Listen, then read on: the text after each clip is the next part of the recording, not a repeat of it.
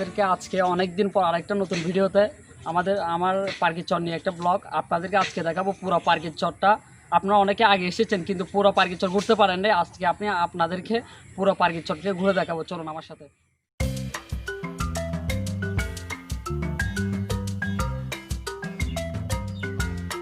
পার্কের সমুদ্র সৈকত বাংলাদেশের দর্শনীয় স্থানের তালিকায় কক্সবাজার বা পতেঙ্গা সমুদ্র সৈকত শীর্ষে অবস্থান করলেও চট্টগ্রামের আনোয়ারা পার্কি সমুদ্র সৈকত তথা পার্কি সি বিচ সৌন্দর্যের কোনো অংশেই কম নয়। এই পার্কি সৈকতে আটকে আছে বিশাল আকারের একটি জাহাজ, যা আপনারা ইতিমধ্যেই দেখতে পাচ্ছেন আমার ভিডিওতে। জাহাজটির নাম ক্রিস্টাল গোল্ড। এই জাহাজটি ঘূর্ণিঝড় মোড়ার প্রভাবে এখানে আটকে পড়েছিল। এই জাহাজটি সৈকতের সৌন্দর্যকে আরও বাড়িয়ে দ্বিগুণ করে দিল। জাহাজটি দূর থেকে দেখতে যতটা ছোট মনে হয়, কাছ থেকে গেলে এটা ততটাই বিশাল। ধীরে ধীরে জনপ্রিয় হয়ে ওঠা এই সাগর সৈকতের সবুজ ঝাউবন, লাল কাঁকড়া ও নীলাভ জলরাশি যেন সর্বদা ভ্রমণকারীদের স্বাগত জানাতে প্রস্তুত। খোলা নীল আকাশের নিচে যেন এক টুকরো সবুজের হাতছানি, সবুজ শ্যামল, কি মনোরম পরিস্থিতি।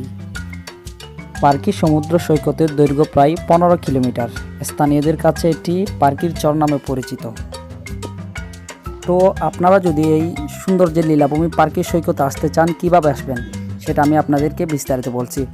তার আগে একটি কথা না বললে নয়, যারা এখন আমার চ্যানেলটি সাবস্ক্রাইব করেননি, আমার চ্যানেলটি এক্ষুনি প্লিজ সাবস্ক্রাইব করে নিন, আর পাশে থাকা বেল আইকনটি প্রেস করে দিন, যেন আরও নতুন নতুন এভাবে ন্যাচারাল প্রাকৃতিক সৌন্দর্য যেন আপনাদেরকে দেখাতে পারি। আপনি যদি আসতে চান এই পার্কি সমুদ্র সৈকতে, চট্টগ্রাম শহর থেকে পার্কি সমুদ্র সৈকতের দূরত্ব প্রায় 25 কিলোমিটার। চট্টগ্রাম শহরের যে কোনো স্থান থেকে পতেঙ্গা 15 নং ঘাট দিয়ে কর্ণফুলী নদী পার হয়ে অটোরিকশা বা সিএনজি করে পার্কের সৈকতে আপনি আসতে পারেন।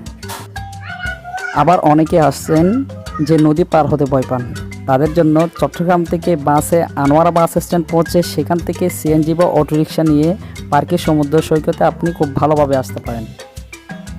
চলুন আপনাদেরকে পার্কি সমুদ্র সৈকতটি পুরো ঘুরে দেখাই। আমি আপনাদের সাথে আছি ইমরান ফাহিম, আর আমার চ্যানেলটি চট্টলা মিষ্টি হাসির চ্যানেলটা এখনও যারা সাবস্ক্রাইব করেননি, প্লিজ এখনই সাবস্ক্রাইব করে নিন। ভিডিওটি বাইকে বসে ভিডিও করার জন্য একটু নাড়াচাড়া হচ্ছে, তার জন্য আন্তরিক দুঃখিত। আপনারা পাশে থাকুন, ভিডিওটি দেখতে থাকুন, প্রকৃতি উপভোগ করতে থাকুন।